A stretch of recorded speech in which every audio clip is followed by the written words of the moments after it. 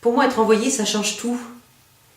Parce que, étant envoyé, je ne suis pas à mon compte. Je ne travaille pas à mon compte, mais je travaille au compte d'un autre. Alors c'est la Xavière qui m'envoie, mais à travers cet envoi, c'est aussi le Seigneur qui me confie une mission dans un lieu bien précis. Et du coup, il me devance là où il m'envoie.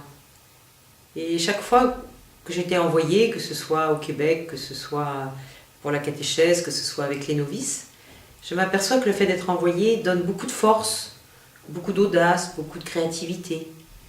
Parce que ce que j'essaye de chercher et de faire là où je suis, c'est de travailler à l'œuvre du Seigneur, voilà, le laisser faire en moi. Et ça me donne beaucoup de confiance.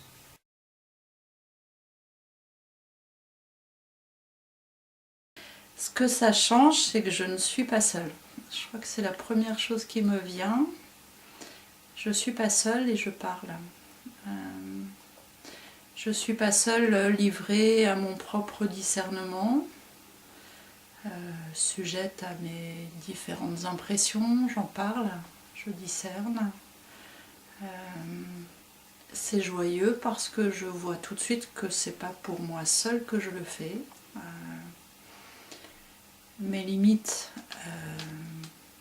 je les vis avec d'autres. Et d'être envoyée, si je le suis avec d'autres, c'est que d'autres vont compléter par ailleurs, autrement, mes limites. Avant d'être chez les Oxy, ce sentiment, c'était d'avoir un très grand désir. Et l'envoi, relié à l'obéissance, me permettait un peu de canaliser, d'orienter. Et c'est une forme d'obéissance assez joyeuse parce que on est toutes en train d'écouter ce qui se passe dans le monde, les besoins du monde, ensemble on va les écouter et avec d'autres je vais chercher à moi répondre dans l'obéissance à ce que je sens comme besoin, comme appel. Voilà, donc pas seule et en parlant.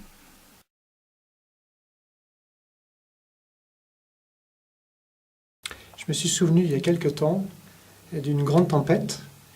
J'étais en Bretagne, au bord de la mer, et j'étais allé marcher dans la tempête. Et c'était un vent absolument extraordinaire, à tel point qu'à un moment, je n'arrivais plus à avancer, et je me suis adossé contre un mur d'une maison.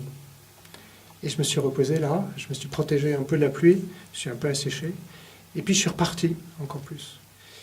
Eh bien, je crois que d'être envoyé par quelqu'un en mission, c'est un peu ça pour moi. C'est-à-dire que j'ai un mur sur lequel je peux m'adosser. Et il y a des moments quand je suis envoyé, c'est difficile, je suis fatigué, je suis épuisé, j'ai l'impression de ne plus réussir à savoir faire les choses. À ce moment, je me souviens qu'il y a quelqu'un qui m'a fait confiance, qui dit oui, oui, vas-y. Voilà. Ou au contraire, quand c'est trop joyeux, trop jouissif, je me dis après tout, c'est pas moi qui ai choisi, c'est pas un coup de folie, c'est pas un petit caprice qui m'a amené dans cette mission-là. Et en conséquence de quoi, je continue. Et puis si c'est vraiment trop jouissif ou vraiment trop difficile, je vais quand même voir celui qui m'a envoyé et je lui dis qu'il y a quelque chose qui ne va pas bien. Et c'est sa responsabilité de continuer, de me maintenir dans cette mission-là, ou bien de changer quelque chose, ou bien carrément de changer ma mission. Voilà, donc je pense que c'est ça, c'est de pouvoir m'adosser à quelqu'un qui m'a fait confiance et qui m'accompagne aussi d'une certaine manière dans cette mission.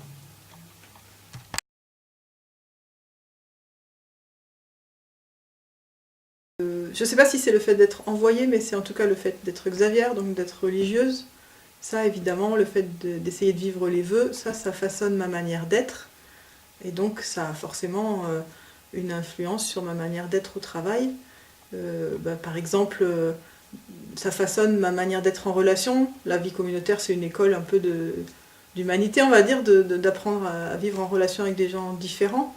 Donc ça change aussi ma manière d'être en relation au travail. Le fait de vivre l'obéissance, on a aussi une certaine obéissance à vivre au travail, mais sans doute moi je le vis d'une manière un peu particulière du fait de la vivre aussi dans la vie religieuse. Et puis je suis envoyée en mission. Mon travail du coup devient un lieu de mission. Mon travail n'est pas un en soi. Je ne suis pas non plus accrochée à tout prix. Du coup ça me donne une certaine liberté, disons, par rapport au travail, par rapport à ce qui s'y passe, etc.